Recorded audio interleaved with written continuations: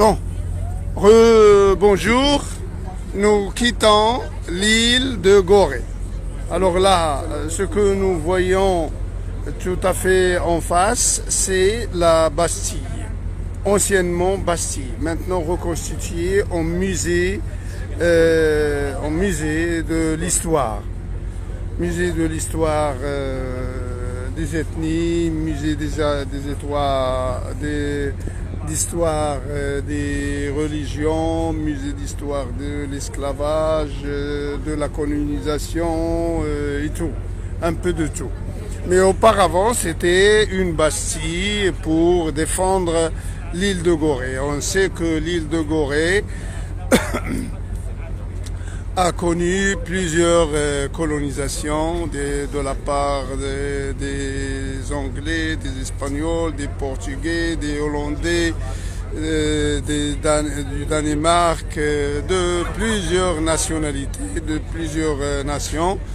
Et la fin, c'était les Français. L'île de Gorée contenait plusieurs maisons d'esclaves, plusieurs, on l'appelle l'île des esclaves d'ailleurs. Il y avait beaucoup de maisons d'esclaves, mais l'État sénégalais n'a conservé parmi toutes ces maisons qu'une seule maison. Elle est devenue une sorte de musée pour les visiteurs, pour savoir l'ampleur de l'atrocité que connaissaient les esclaves de l'époque. Il y avait des chambres pour enfants, des chambres pour filles, des chambres pour femmes, des chambres pour esclaves. Et parmi les esclaves, il y avait deux catégories, ceux qui pesaient plus de 60 kilos et étaient destinés à l'exportation directe, et d'autres qui pesaient moins et que l'on engraissait pendant quelques mois afin qu'ils puissent reprendre du poids. Sinon, on les vendait au marché local pour les grands patrons, les grandes familles locales. Les conditions de détention ou d'amassage des esclaves étaient vraiment abominables, vraiment abominables.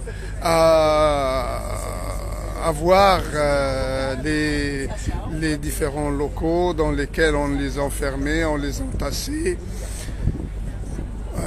On n'a pas vu, bien sûr, on ne les a pas vus, mais on peut s'imaginer, vu l'étroitesse des locaux et le nombre affiché des esclaves, femmes, hommes ou enfants, que doivent contenir ces endroits étroits.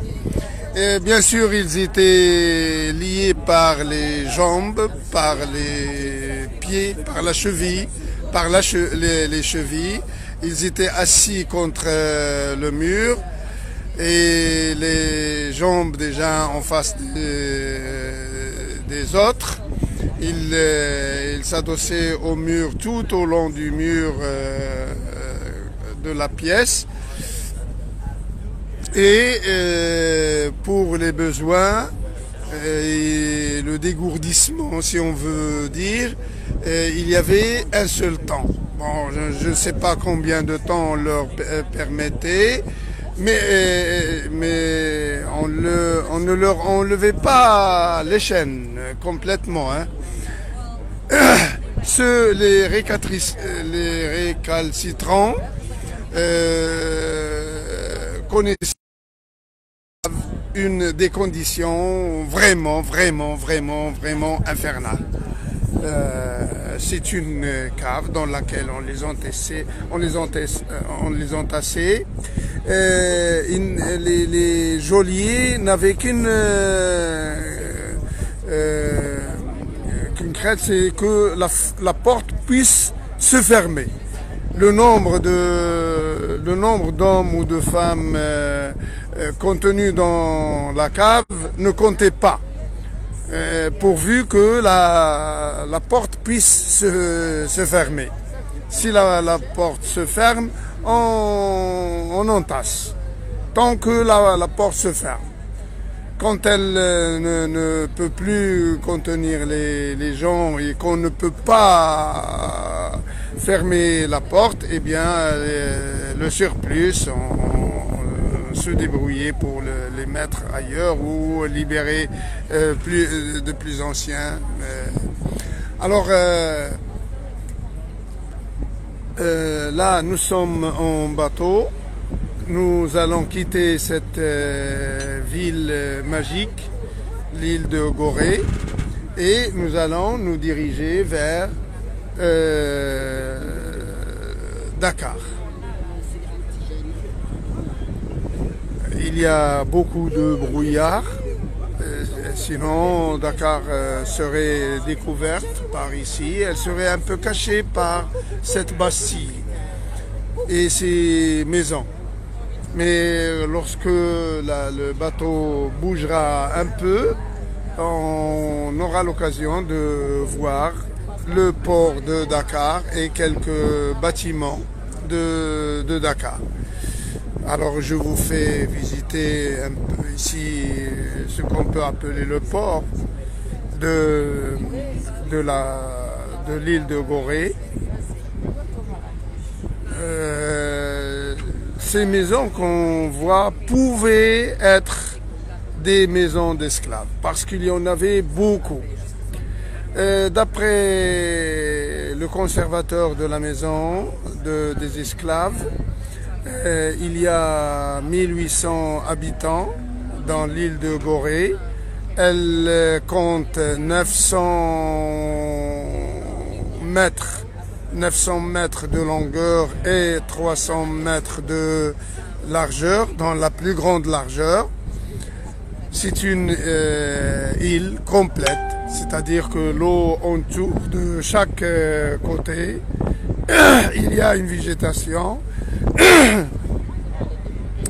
Il y a certains arbres fruitiers, notamment le fameux baobab, c'est-à-dire ce gros arbre qui donne des fruits qu'on appelle comme des dattes de singe ou quelque chose de ce genre.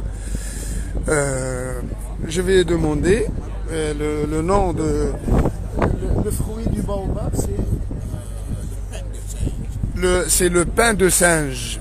Le baobab, c'est un très gros arbre avec de minuscules branches en haut et de feuilles.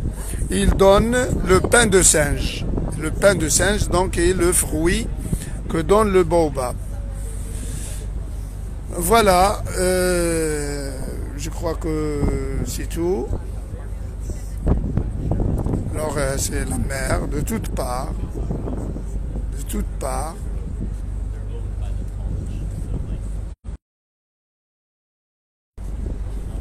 Bon, le bateau va démarrer.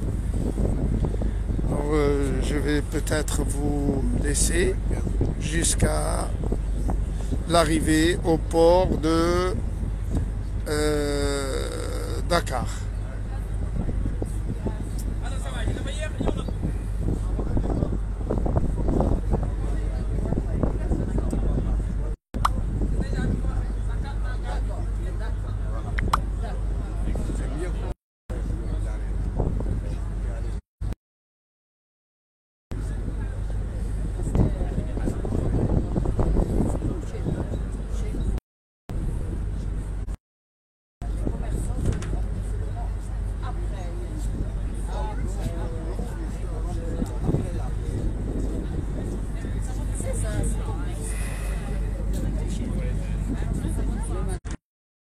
Souhaite bonsoir.